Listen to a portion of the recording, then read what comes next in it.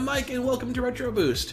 Recently I talked about the Metroid Prime Remaster, comparing the new remastered version to the original on GameCube using the Insurrection Industries CARBY and the 5X Pro, which are great ways of enhancing the video quality out of the GameCube to best prep it for a new TV. It was really fun to see the differences in the game and talk about some of the changes.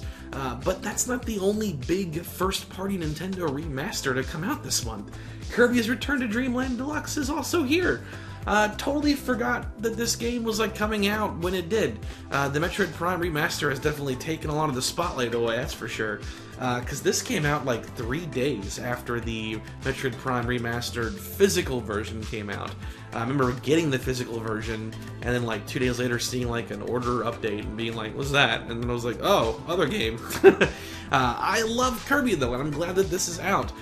Kirby 64 was the first in the franchise I ever played. We're actually playing that again right now on the channel as part of our Retro Boost Arcade series.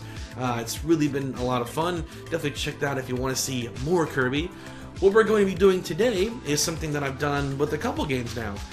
First with Skyward Sword, and then with Metroid Prime Remastered, now with Kirby's Return to Dreamland Deluxe. We are going to compare the original game to the remaster, see how far the remaster has come, but, it is a retro gaming enhancement kind of focused channel, so we're going to be trying to get the original looking as good as it possibly can to show off what these enhancement devices can do.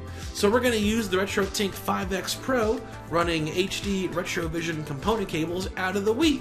We're going to have the 5X Pro set to 1080p fill, 16:9, console set to match 16:9 output. Kirby's Return to Dreamland is just one of those games that for me at least looks better in 16:9 than 4:3.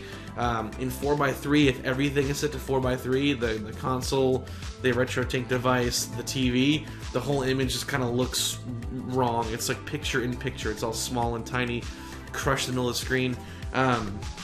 It's just one of those games. It's just formatted weird. The Wii has a handful of games like that don't look as good, or quite right to me at least, when they're set to 4:3.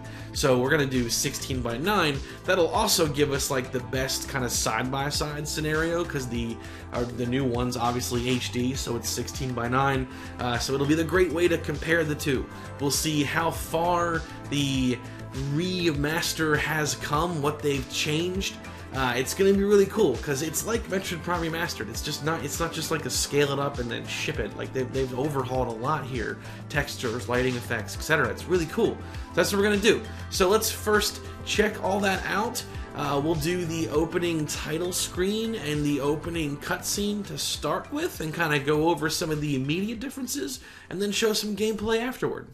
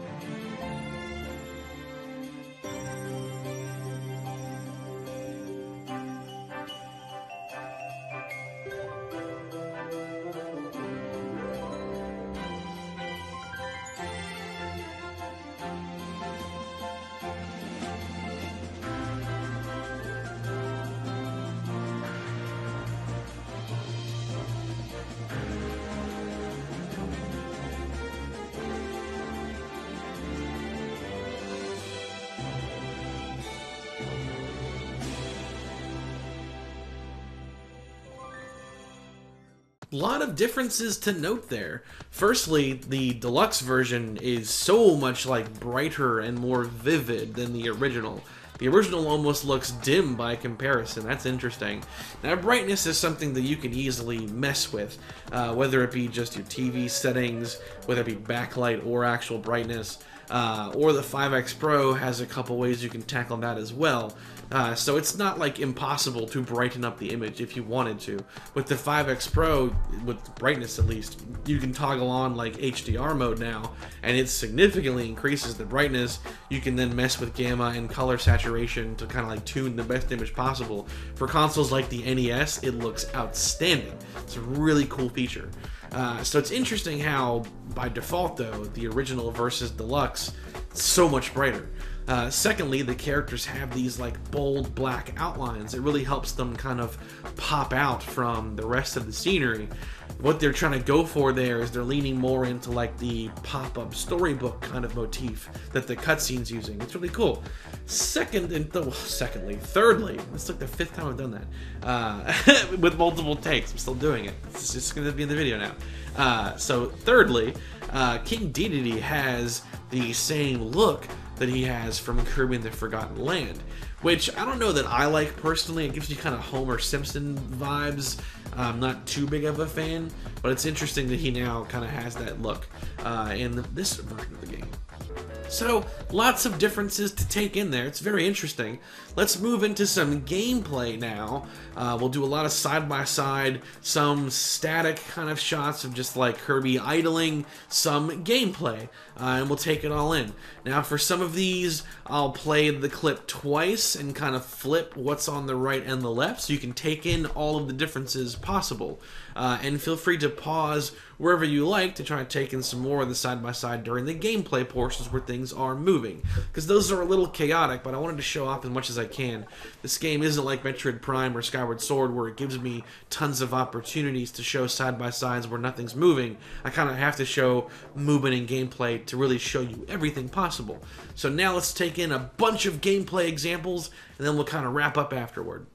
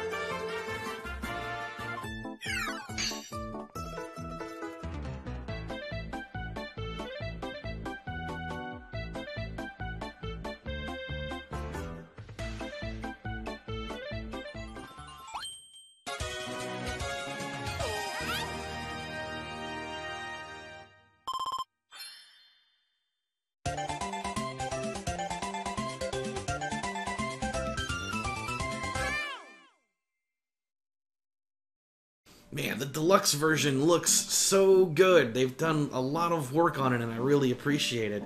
I mean, right out of the gate in the first stage, like the grass and leaves that overhang the stage's edges, there are so many more leaves now, and you can see parts that like hang out, and those parts have shadows. Like, that's so cool.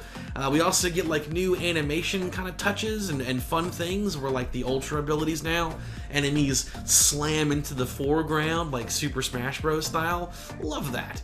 It's really cool to see what they've done with this remaster. Again, it's so bright and vivid and colorful. It's fantastic. They even changed some control things too. In the original, you'd have to shake the controller to get Kirby's inhale to get stronger. In the new version, you just hold the button down long enough and it happens automatically. Less extra stuff. So that's always cool. You can also swap the buttons too. I use the Pro Controller to play this mostly, but I swap the buttons so that B is jump versus A being jump, and I find that much more natural feeling personally. So awesome. Really cool to see these differences, really cool to see what the 5X Pro can do. I definitely like the picture that it gives us for the original in this 16:9. Plenty of Wii games look great in 4:3. I think Kirby's just one of the ones that just feels more natural if it's 16:9.